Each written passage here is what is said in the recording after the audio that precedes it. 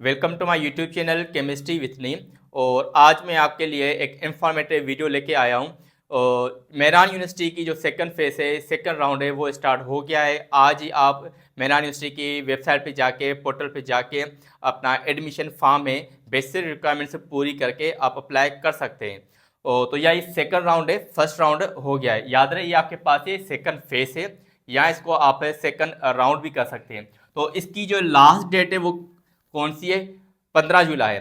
15 जुलाई के बाद आप फॉर्म में फिल नहीं कर सकते, आखिरी तारीख है। तो काफ़ी बहुत कम दिन है, तो इस वजह से आप आज ही इस पोर्टल पे जाके अपना जो एडमिशन फॉर्म है वो फिल कर लें।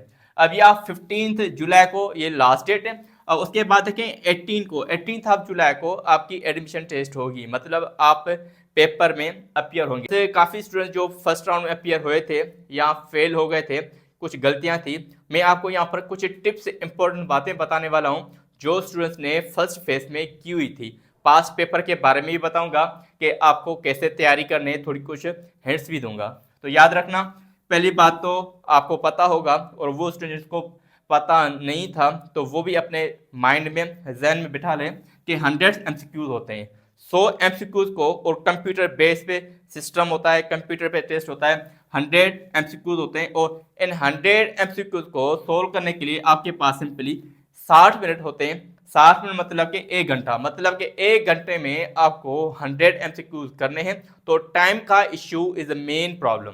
तो याद रखें कि जो वो स्टूडेंट्स ने फर्स्ट फेज में अपियर हुए थे, उनको जो बड़ा चैलेंज या बड़ा फैक्टर था, जो इश्यू आया था, तो ये यही था, टाइम का इशू था कि टाइम को मैनेज करना। तो आप भी कोशिश करें कि मॉक टेस्ट ऑनलाइन दे दें, या इस तरीके से अपना टाइम मैनेजमेंट का जो इशू है वो ना होना चाहिए। तो सिलेबस क्या है?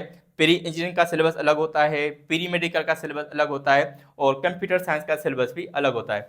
प्री इंजीनियरिंग में जो सिलेबस आपके पास है वो मैथ है, केमिस्ट्री है, फिजिक्स है एंड इंग्लिश है। यहाँ पर सिंपली मैथ की जगह बायोलॉजी आएगा, क्योंकि यहाँ पर ये प्री मेडिकल है। तो प्री मेडिकल में biology, chemistry, physics and English. Computer science में आए तो कंप्यूटर साइंस में मैथ होगा। यहाँ पर केमिस्ट्री की जगह कंप्यूटर साइंस, फिजिक्स और इंग्लिश सब में सेम है। अब देखो, फिजिक्स फिजिक्स फिजिक्स, तो फिजिक्स तीनों डिसिप्लिन में सेम है, ठीक है। इंग्लिश भी सब में सेम है। अब यहाँ पर 100 MCQs होते हैं। हर सेक्शन के, हर सब्जेक्ट के 25 MCQs हैं। इंग्लिश के भी 25 MCQs होंगे, केमिस्ट्री के भी 25 होंगे, फिजिक्स के भी 25 होंगे, तो इंग्लिश के भी 25 होंगे। 25 25 25 25, तो 100 MCQs होंगे। और इन 100 MCQ को सोल्व करने के लिए आपके पास 1 घंटा होता है। उधर आपको पेजेस भी देते हैं, 2 पेजेस होंगे, आप इजीली इसको रफ वर्क कर सकते हैं। मिसाल के तौर पर मैथ है, या कोई फिजिक्स का न्यूमेरिकल आया, या केमिस्ट्री का न्यूमेरिकल जो फर्स्ट फेज हुआ था, आप मेरे प्लेलिस्ट में जाएंगे तो जो भी पेपर आया था, 24 जून को हुआ था या 25 जून को हुआ था, तो रिक्रिएट पेपर जो भी मुझे सवाल मिले थे, मैंने वो बना के वो वीडियोस अपलोड की हुई है, तो आप उसमें से हेल्प ले सकते हैं। अब मैं आपको बात बताता हूँ यहाँ पर पास पेपर। तो पास पेपर आपको पता है कि कंप्यूटर बेस्ड सिस्टम टेस्ट होती है, तो पास पेपर एग्जैक्टली हमें नहीं मिलते। फिर हम क्या करते हैं, स्टूडेंट से कलेक्ट करके रिक्रिएट पेपर बनाते हैं। तो वो स्टूडेंट जो रिपीट क्वेश्चन, इसमें रिपीटेशन बहुत ज़्यादा होती है क्वेश्चंस की ना। तो जो लास्ट टेस्ट हुआ था वो भी आप वीडियो देख सकते हैं। मेरे पास पेपर सारे के सारे इस पर अवेलेबल है। केमिस्ट्री विद नीम के यूट्यूब एक चैनल है जो आप देख रहे हैं, ये वाला ही, इसी पे आप पास पेपर लाजमी देखें, क्योंकि जो 80% MCQ आते हैं ना, वो पास पेपर में से आते हैं। अगर आप पास पेपर प्लेलिस्ट अच्छे तरीके से देख के जाते हैं तो इंशाल्लाह आपके 80% नंबर आराम से आ जाएंगे। तो आपको एक नहीं बल्कि 2 चीज़ें माइंड में रखनी है। एक तो टाइम मैनेजमेंट का जो इश्यू है उसको आपने आप पे हावी नहीं होने देना, कंट्रोल करना है, और कोशिश करना है कि 1 घंटे में 100 MCQs ईजिली हो जाएं। और दूसरा जो पास पेपर है उसको लाजमी देकर जाएं, क्योंकि पास पेपर में से बहुत ज़्यादा सवाल आते हैं। अब मेरा जो सब्जेक्ट है वो है केमिस्ट्री। मैं आज आपको केमिस्ट्री की जो मेन पॉइंट्स है, या ऐसे समझ ले कि जो मेन कहाँ कहाँ से पेपर आता है। तो फार्मूलाज, पहली बात तो आप लाजमी याद रखें, जितने भी फार्मूलाज हैं। मिसाल के तौर पर सोडा एश है, वाशिंग सोडा, सल्फ्यूरिक एसिड है। सल्फ्यूरिक एसिड में से 4 सवाल आए थे। एक सल्फ्यूरिक एसिड, उसको किंग ऑफ कंपाउंड कहते हैं, क्वीन ऑफ कंपाउंड भी कहते हैं, ठीक है।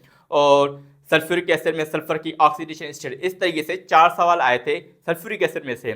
इस तरीके से वाशिंग सोडा है, बेकिंग सोडा है, सोडा ऐश है, कास्टिक सोडा है, ब्लीचिंग पाउडर का फार्मूला, बेंजीन का फार्मूला, ग्लूकोज का फार्मूला, ये सारे फार्मूला बहुत ज़्यादा आए थे।